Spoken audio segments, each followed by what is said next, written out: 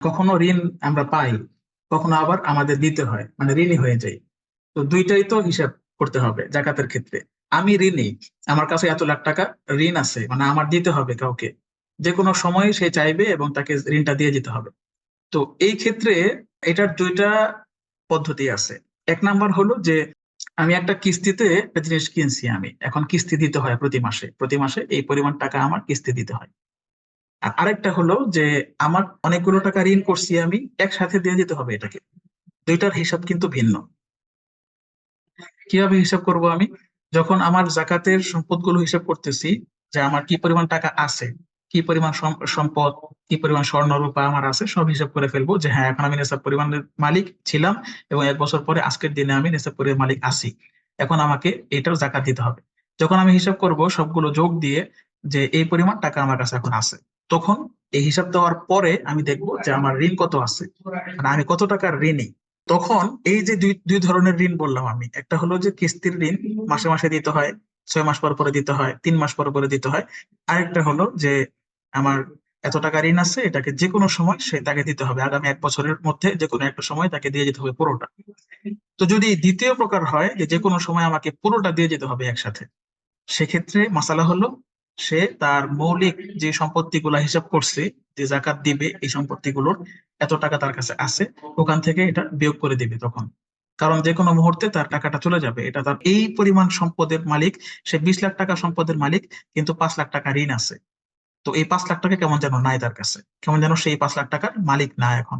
যে কোনো মুহূর্তে মালিক এসে চাইবে এবং 5 লাখ টাকা দিয়ে দিতে হবে। এই জন্য তার 15 লাখ টাকার উপর জাকাত আসবে, 5 লাখ টাকা বাদ, একবারেই বিয়োগ হয়ে যাবে। আর আমার উপর ঋণ আছে, কিন্তু ঋণগুলোকে আমি মাসে মাসে দেই, 2 মাস পরে পরে দেই। যেমন আমি একটা ফ্রিজ কিনছি, বা অফিসের জন্য 4টা এসি কিনছি, 5 লাখ টাকা আমার ঋণ আছে, এখন 5 লাখ টাকা আমি 2 বছরে দিতেছি। এখন 2 বছরে দিতেছি, এই 5 লাখ টাকা কিন্তু ঋণ আমার, কিন্তু এই 5 লাখ টাকা আমার 20 লাখ টাকা থেকে মাইনাস করা যাবে না পুরোপুরি।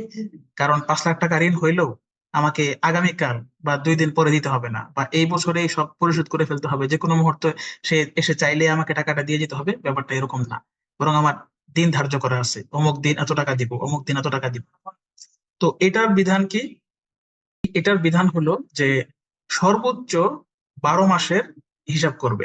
আগামী 12 মাস, আগামী 1 বছর, সর্বোচ্চ 1 বছরে আমার কত টাকা দিতে হবে, ওই হিসাবটা করবে। যে আগামী 1 বছরে আমার 2 মাস পরে পরে হোক, 1 মাস পরে পরে হোক, কিস্তি যা আছে সেটাকে হিসাব করে এত টাকা দেখা গেল যে আমাকে 1 লাখ টাকা দিতে হবে আগামী 1 বছরে, বাকিটা তার পরের বছর আসবে। তো এই 1 বছরে সর্বোচ্চ এই 1 বছরের টাকাটা এখান থেকে মাইনাস করবে। তো 1 বছরের টাকা 1 লাখ টাকা হয়, 20 লাখ টাকা থেকে আমার 1 লাখ টাকা মাইনাস করতে হবে। পুরা ঋণটা মাইনাস করবে না এখানে। এইটা একটা বিষয়। এটা হলো যে আমি ঋণী, আমি কিভাবে আমার ঋণটাকে মাইনাস করব, দুইটা সিস্টেম বললাম। তারপর আরেকটা হলো যে আমি টাকা পাই আরেকজনের কাছে, আরেকজনের কাছে আমি 2 লাখ টাকা পাই, 5 লাখ টাকা পাই।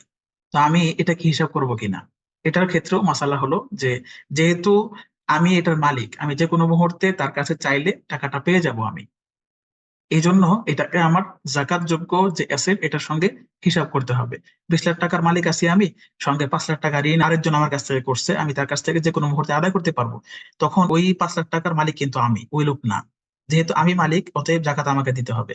ওই 5 লাখ টাকার জাকাত আমি আমার 20 লাখ টাকার সঙ্গে অ্যাড করে